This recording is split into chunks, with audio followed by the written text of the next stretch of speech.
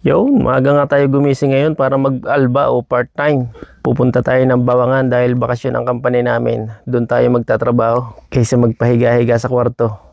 So tara, lagay natin dito ang baon. So yan, simula nga sa bahay namin ay aabot siguro ng mga 15 minutes lang papunta doon sa Bawangan kung meron kang sasakyan.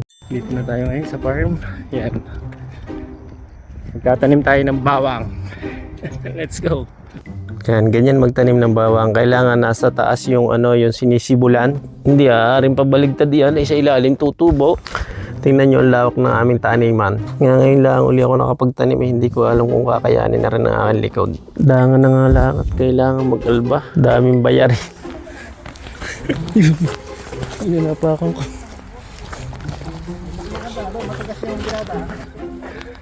sabi lumulog. Punta na kami sa barracks niyan para mag-break. So ayun, may naka-ready ng noodles si Kuya Bubot.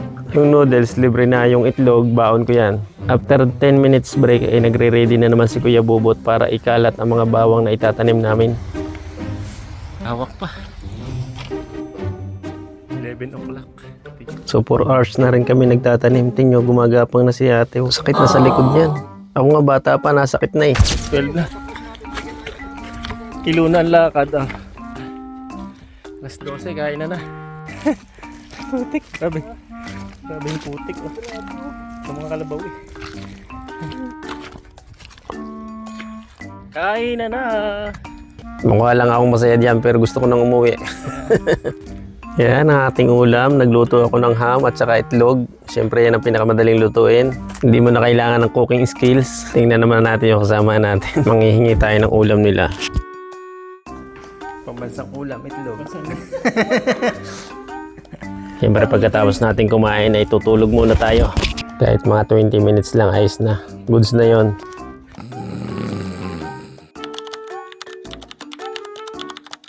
Dahil tapos na dito sa nauna namin, lilipat naman kami sa kabila.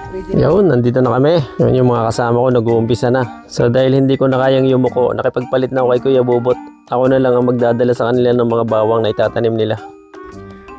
Hindi ko na kaya ako naman ang taga-sabog. Nagpapalit ako kay Kuya. Parang gusto ko nang hilahin eh. Sobrang layo. Sakit na ang likod. Kaya patisin pa. Yan ang kinukuha ko, hinahakot ko yan. Dinadala ko yan doon sa dulo. Yun yung dulo, yun nandito yung silaw. Yun, doon ko dadala yun sa dulo na yun. Grabe layo. Pero ayos lang, kaysa mag-upo-upo ako doon, ang sakit sa likod. Pero si Kuya, yung pinalitan ko nagbubuhat, mas gusto niya yun. Pahirakapan ka pa paglakad din dahil putik na lubog ang buta. Yun, break time na. Bigyan natin ng mga kape. At tinapay yung dalawa. Ito yung pinakamabilis sa amin eh. Unahin natin si nanay, yung 58 years old namin kasama.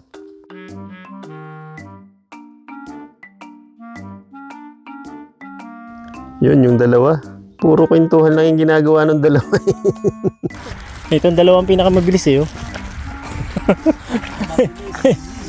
Sila papunta pa lang. Itong dalawa nakabalik na eh. Oh. Wala sinabi mo. Wala sinabi mo ngayon. Kailangan mani mo go. Sabi ka, umuwi na sila. May dadali lahat dito eh. Titigas ang ulo. May sounds pa yan. Pagka ganyan yung mga sounds, alam nyo na. Batang 80s yan.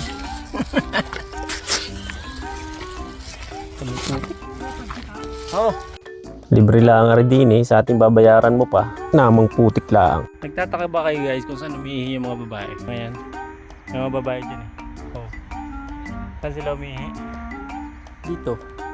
Diyan sa butas ng pipe na yan. Tapos diretso na yan dun sa may kanal. Halimbawa, garne. Kunwari, uupo. Yan. Ilalapat mong gayaan. Yan. Yan na. Eh di parang nagpapahinga lang. Yun. Dito lang. Namaputay. Hindi lugi pag-aripin ng laundry. Andito na tayo sa pinakamagandang part, ang sahudan. Oh, sayang na dubli eh, ang tig 50. 10만 원. 3개. 오케이. Ayos na, uya na. Tingnan naman siya. Grabe. Gumapang ako sa ano. Grabe naman. Saan ang pera? Friend dito. Ang bayad oh. Ay, grabe. Wow. Oh. 150. Nalo. Dito, pre, dito. Ayaw, na-survive din nga ho maghapon. Uwi na. Kaysa mahiga maghapon sa bahay. Uwi na tayo. Tapos nang maghapong pagtatanim ng bawang, ang sakit sa likod. Grabe, parang kinakabkab yung likod na. Kaysa maghapon namang maghiga-higa, ay ayos na rin. Ay pang-allowance na.